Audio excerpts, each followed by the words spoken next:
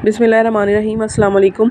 Welcome है आपका cooking passion with ज़ीके में। आज की मज़ेदार रेसिपी गोश्त और गोभी का सालन है और घर में बनता है, बहुत आसान है, लेकिन जिस तरीके से मैं बनाऊंगी, अगर आप इस तरीके से इसको बनाएंगे तो ये बहुत मज़ेदार बनेगा और आपके घर में सब इसको पसंद करेंगे। सबसे पहले एक देगची लेंगे, उसके अंदर 1 कप ऑयल डालेंगे।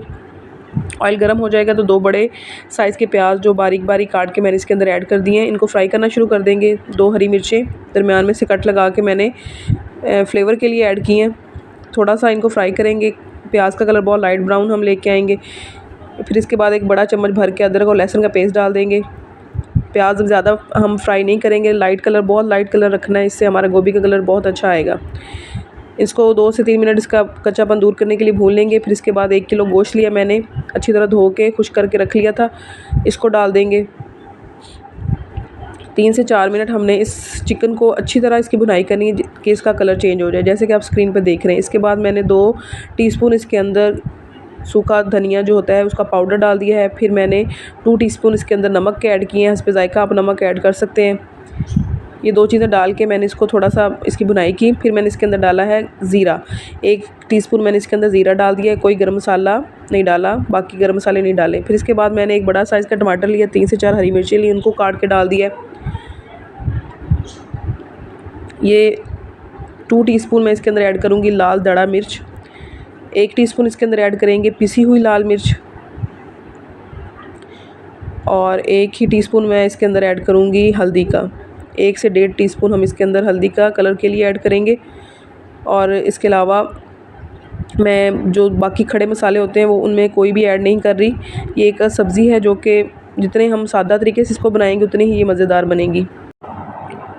3 से 4 मिनट हमने इसको भूना, थोड़ा सा पानी का छींटा लगा के मैंने इसको 3 से 4 मिनट और भून लिया। 10 मिनट इसकी हमने अच्छी तरह भुनाई करनी है मसाले की, ताकि कच्चापन दूर हो जाए। फिर मैंने आधा किलो आलू लिए, उनको भी मैंने क्यूब्स में काट के रखा हुआ था, वो मैंने इसके अंदर ऐड कर दिया। अगर आप आलू पसंद नहीं करते तो आप मत डालें।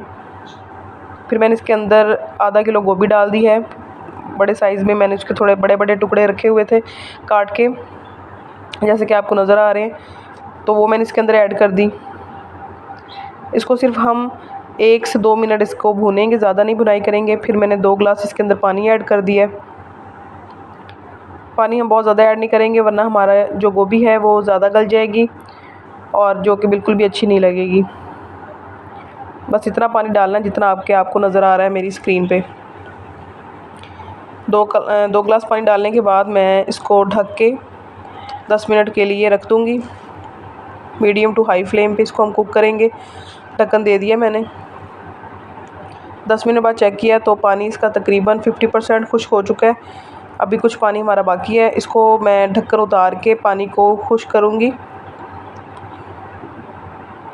ये देखिए आलू मैंने चेक किया है तो आलू हमारा गल गया है, 80 to 90% गल चुके हैं। गोभी भी गल गई है, लेकिन अभी इसके अंदर फिर भी थोड़ा सा खड़ापन है। इसको हम ढक्कन उतार के अच्छी तरह मीडियम टू हाई फ्लेम पर भून लेंगे, पानी इसका ड्राई करेंगे। ये मैं अब गरम मसाला थोड़ा सा डाल रही हूँ, सिर्फ खुशबू के लिए, जायके के लिए, और ये हरा धनिया डालेंगे। 2 से 3 मिनट इसको मैं और अच्छी तरह भूनूंगी, पानी बिल्कुल ड्राई करके। जब इसका घी बाहर निकल आएगा तो हमारी गोभी का सालन, चिकन और गोभी का सालन बिल्कुल बनके तैयार है। मज़ेदार चिकन का सालन और गोभी का सालन तैयार है। इसी तरह की मज़ेदार रेसिपीज़ के लिए मेरे चैनल को सब्सक्राइब कर लें। अल्लाह ताला आप सबको अपने हिफ्ज़ व अमान में रखे। अल्लाह हाफ़िज़।